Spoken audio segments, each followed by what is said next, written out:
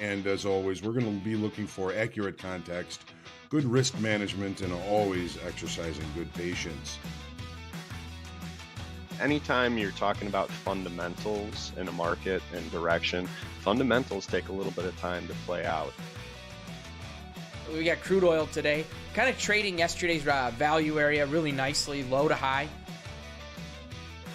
That's what we're here for, is to put ourselves in the best success. A trading routine does that, builds that habit, lets you know what to work on, what to reflect on, and what to improve on the next day.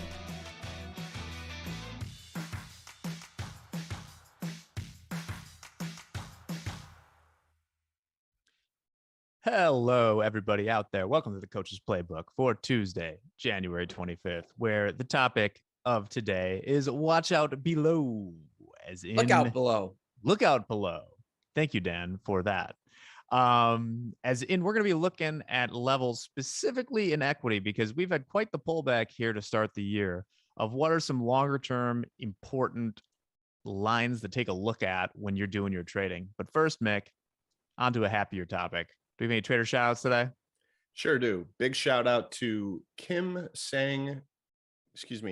Cheng Kim, up $3,200 trading the NASDAQ today. Good on them. So anyway, there's not too much to say beyond that. I'm getting my yearly physical tomorrow morning. I'm going to have him take a good look at my heart, given what went on yesterday, where I believe it was the first time the Dow, and I rarely mention the Dow, but this was too cool to pass up, was down more than 1,000 points and finished in the green. So that was something. Hogue, you've been at this for a while. What are you thinking right now?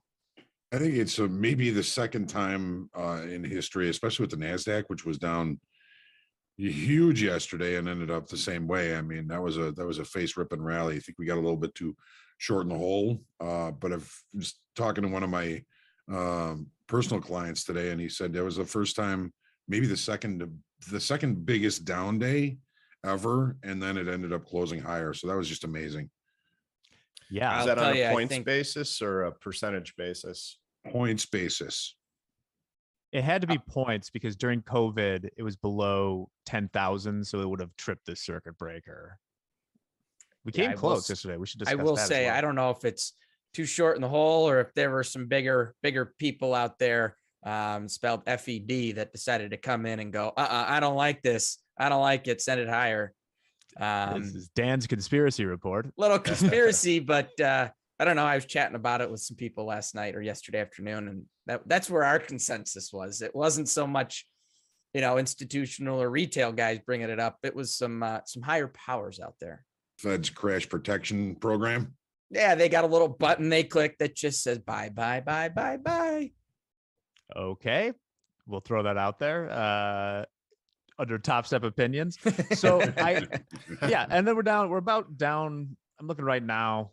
We're about down half. We've given back about half of what the lows were today. I think it's a safe thing to say right now. So we're reaching levels we haven't in a while after this grind higher and higher. So I thought today it might be worthwhile to kind of look through the equity indices and check out what the important lines are below. I know, Dan, you have a couple of easy ones to start out with, so maybe we'll start there. Then we'll mention a few others. Yeah, absolutely. I think, when you start to see markets start moving down, there are certain percentage bases you got to look at, right? Everyone looks at moving averages, your 200 moving average. It's a great one to keep an eye on. But as these markets start to move through, there is areas down below you got to keep an eye on. So for me, and I think everyone here is kind of on the same page, if you start to see them dipping, you look to the 10% off of those. And I use active. I think everyone's a little different. Some people use, contract high. I use an active chart, and I look at where the active high was, and I go 10% from there. Then I'm down to 15% and 20%. And it's not often we see it go through the 20%. But then from there, you can kind of guess where we go. So, NASDAQ, 1422.50, that is that 15%, which we're getting through already. And then down below from there, you got 20% in the NASDAQ. That brings you down to 13,400. S&P's right around that 10% right now. That's 43.27. From there, you're running to your 15% at 40.85, and below there, you got your 20% at 38.45. I think there's a lot of lot of factors involved right now that have these markets kind of pressed, right? And we want to think about what's causing this. I think, your inflation number, CPI, there's some concerns there. Fed talking about rates.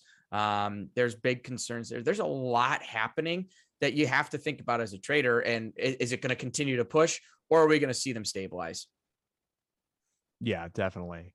I would, since you mentioned the 200-day, 50-day moving averages, both of the NASDAQ and the S&P are through that 200-day moving average, although the ES, as I'm looking right now, is, I got to expand my chart because I was looking way back.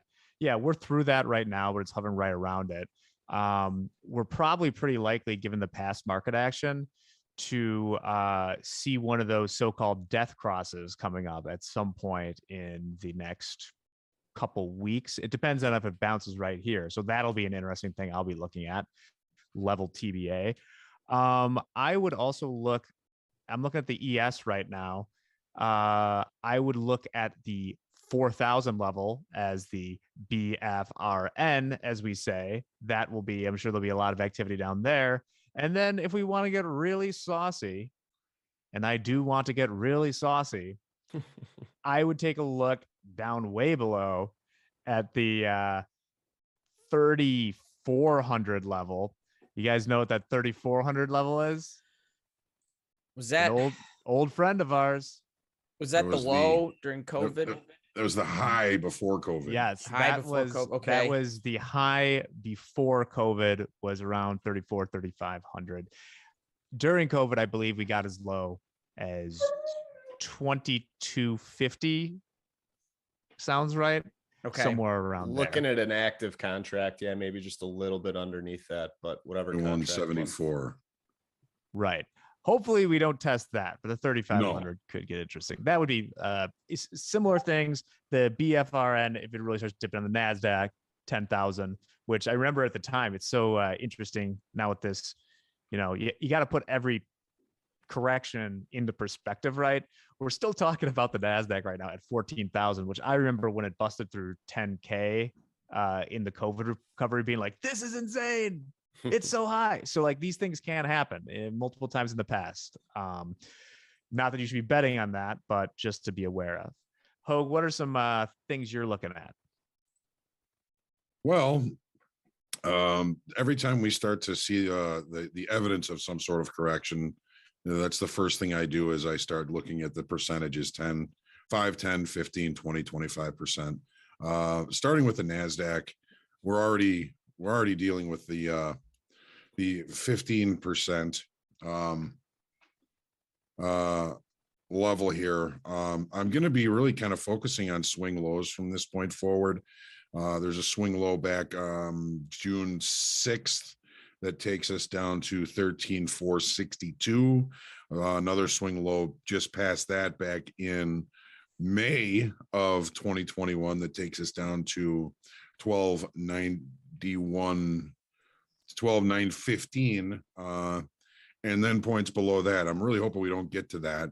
Looking at the S&Ps, the weekly kickoff and 10% level within $3 of each other. I do like that level. I was really impressed yesterday when our short coverers or new buyers were able to bring price back to close up above that kind of important inflection level, and it's still wrestling with it now. We've got basically a normal trading day. The initial balance is the extremes of the day. We haven't extended. We know we've got FOMC tomorrow. Lots of folks posturing and hedging for anything that's going to happen tomorrow. But if you remember, when we were talking about our expectations for where the S&P is, where these markets were going to close at the end of the year, I forget what I said my target was, but I said we were going to go the long way via 3,500. So I think I remember you saying something like that, John. And I was thinking about that when we clicked in here, and I'm like, didn't John say something crazy to the downside? Mm-hmm. And we're working on getting there. We don't know if we're going to, but that would be more than a 25% correction. Yeah, if possible, I'll go up and make it 1 second. Is what I found interesting when I was looking at these charts, trying to find sort of like the long-term levels to look at. We're kind of hanging around right now. There's in the S&P at least, it looks like the low close from early October in 2021, right? That's about 42.88. That's in the we haven't had a close below that. It dipped below that yesterday on the big move down, and it dipped below it maybe, or came close to it, maybe a little bit below it today, and then retraced a little bit. So that could be interesting. But the bigger thing is when I look back at this S&P chart, for instance, there weren't any previous lows really that were, how should I say this, that were like just jumping out of the chart. It's been such a grind up. There's not something I could poke to like, oh, we all remember in February when it like dipped down to here or something like that. You just don't see too much of that. So Mick, A very narrow channel on the climb. yeah. Well, I can't help but start with yesterday was pretty wild, seeing the NASDAQ go down 5% on the day. I get concerned because I'm thinking, we might get lock limit down when we're, only 2% away from it, only to come back and trade higher on the day. And that 5% sell-off was after I think we were up 1.5% in the overnight session. So certainly a wild day. Danny made some great points about looking at the active contracts. If you try and just pull up one contract and go far back, you're not going to see trading activity because there was low volume and liquidity in those contracts. So always have to look at an active contract or a continuous contract going back a good way, especially if you're looking at weekly and monthly charts, which I've got up on my screen right now. As far as, levels below, John mentioned looking at the big numbers, down 5%, 10%, 15, 20%. And then, those moving averages, you might not use those to take trades, but they're definitely important areas when you're starting looking at the 50-day, the 100-day, and the 200-day moving average. These are things that most people are aware of out there. So you want to be conscious of, looking at the same things that everybody else out there is looking at too, even if you don't use them for trading decisions. We're talking about sell-offs right now from new contract highs. So when it comes to levels below, I'm not going to rattle off any levels right now, but I look at congestion areas, previous congestion areas where we have a lot of price bar overlap. Those are areas of importance. Since we're going to the downside, you could maybe label those as support areas or potential support areas. I don't like using support and resistance because you don't know if they're support or resistance until you actually get trading there. But they are areas of importance. And then also to the downside, from a person who likes looking at charts and making technical decisions, swing lows are magnets in many cases. Markets you'll have the participants trying to check the price discovery down at those levels. So, keep an eye out for swing lows as we, move our way down. You could get acceleration to the downside. If you take out one of those, you could get quick little tests where, stops are taken out and then the market bounces back up. That being said, I do want to take 1 second here. Change my S&P chart. While you're changing that chart, I'll just emphasize one thing you said there, Mick, is that even if you're, to be a successful trader, you're going to need to do things differently, but at the same time, you need to be looking or at least aware of what everyone else is looking at. You use the 200-day moving average or something as an example. You don't want to find, even if you don't use that for your trading, you don't want to find yourself in a situation where you're what's the word I'm looking for? Caught off guard by trying to put on some trade around it without looking at it. And you just need to be aware of these things. It's funny you wanted to kind of lean into Mick saying that. I wanted to follow up and say the exact same thing. Mick bringing that point up, it's really important.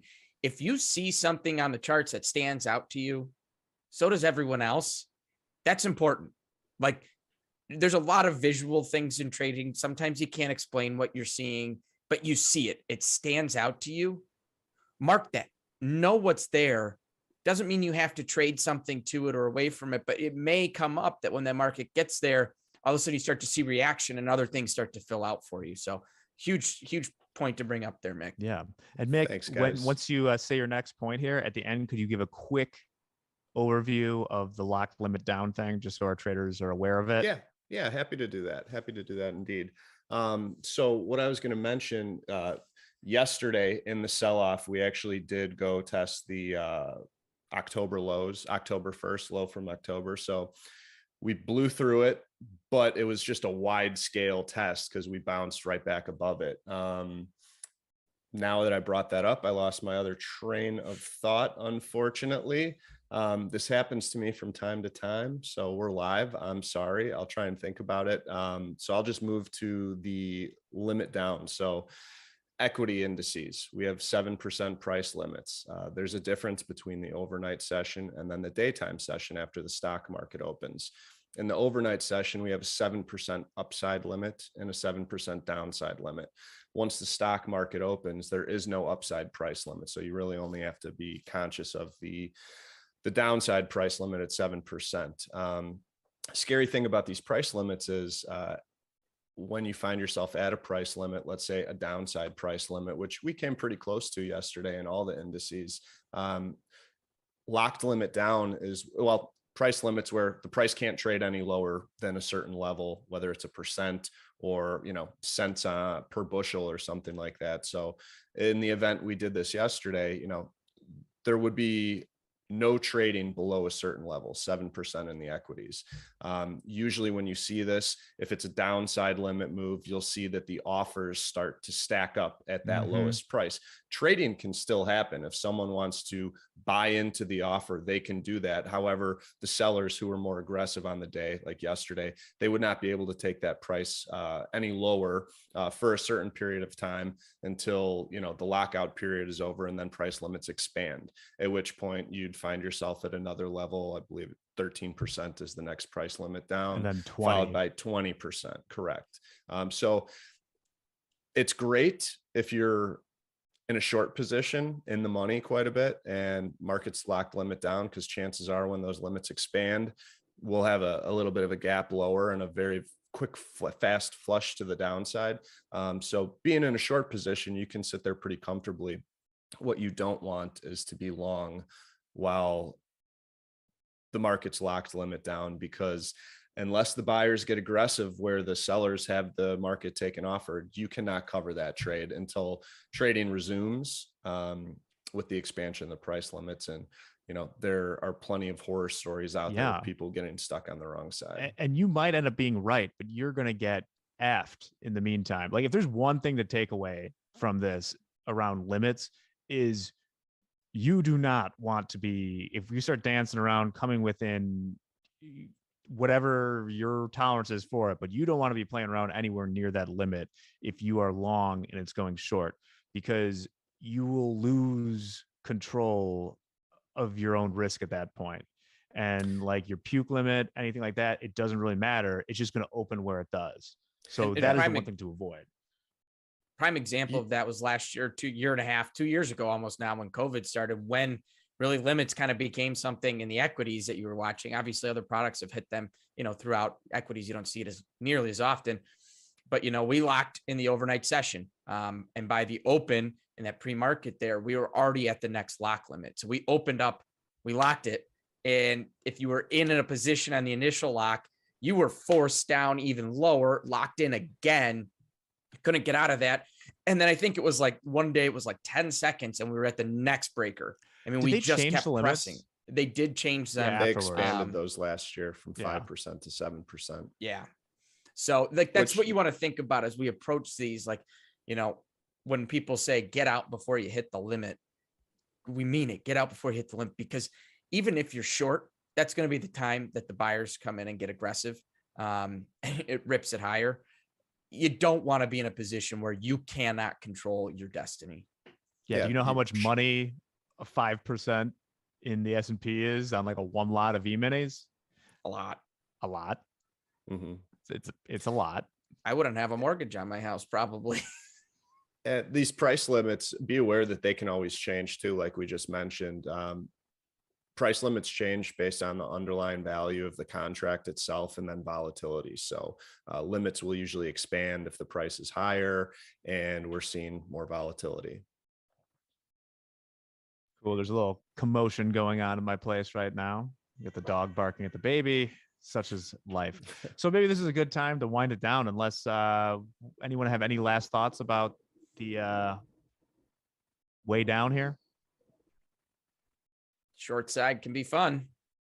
One thing I would always say to any trader out there when the markets start doing what we saw yesterday Yesterday's an anomaly. I think John said it was like the second biggest recovery after a down, big move there. From a technical standpoint, from a trading technicality, when you look at these markets, when the bottom starts to look like it's falling out, these markets are very controlled by computers these days and the high frequency, and their programs are designed to buy when these markets start to fall out of bed like that. That's when you're going to see them shut these things down. They're going to try and get it out of all those positions. And that's when the bottom can really start to slip. And so those are things you want to be cautious of. I know a lot of times it gets exciting. You see it start to approach a level. You want to be the guy to pick the bottom. Don't be that guy. You're not that guy, pal. Because you got to be cautious. Even worse, they drop out and then the momentum ones turn the other way too. So like then you get some real fireworks. Yeah. John, you're muted. John, you're on mute. John, he's only been doing Zoom for 2 years. You're on mute, John. I'm new at this. You lose a lot of the liquidity when you take out some of the market makers like the AGFTs and the algos. So you do have to remember that. That's a really good point. But when you're looking at the charts and you're looking at the daily charts, if you can put regular trading hour session only and look for the gaps that were left behind, those are weaknesses in structure. Also be looking for, if you're a market profile or a volume profile guy, look for points of control that have never been rechecked. Every market that's as ballistic as the equities have been for the last number of years, they leave points of weakness in the structure, and they're going to be important when they're revisited. So start looking for those gaps, start paying attention to and finding those points of control, because as Dan was saying, markets are extremely visual. The market will seek out those levels. Great stuff. So Dan, any last thoughts or quotes? Or got a quote from Harry Dent. When markets go down, opportunities go up for smart investors. I'd much rather play the downturn than the upturn. I would say historically, my best trading has been on down moves versus up moves. Yeah, I'd agree with that. Or I wouldn't say best trading, but P&Ls show bigger on the downturns. I interpreted that quote faster. more as finding good value to go long and hold on the upside. But yeah, markets do fall faster than they rise usually. All right. Well, on that somewhat somber note, great to have you here today. Be sure to check out our other things. We got the forecast at 7:45, recap at 3. We have Coach's Playbook every Tuesday. We're doing the podcast on Thursday afternoons at 3, live on YouTube. So all things to check out. In the meantime, have a wonderful day, and Hogue, sign us off. Whatever you do, these markets and this volatility tends to push us into being more active in the marketplace. It's been my experience that patience and looking for the right opportunity is, of course, extremely vital for me in these markets. Always be thinking risk management. You gotta be here tomorrow. Don't risk the whole wad. Take it easy. Opportunities are going to continue to come. If you miss something, it's okay. All right.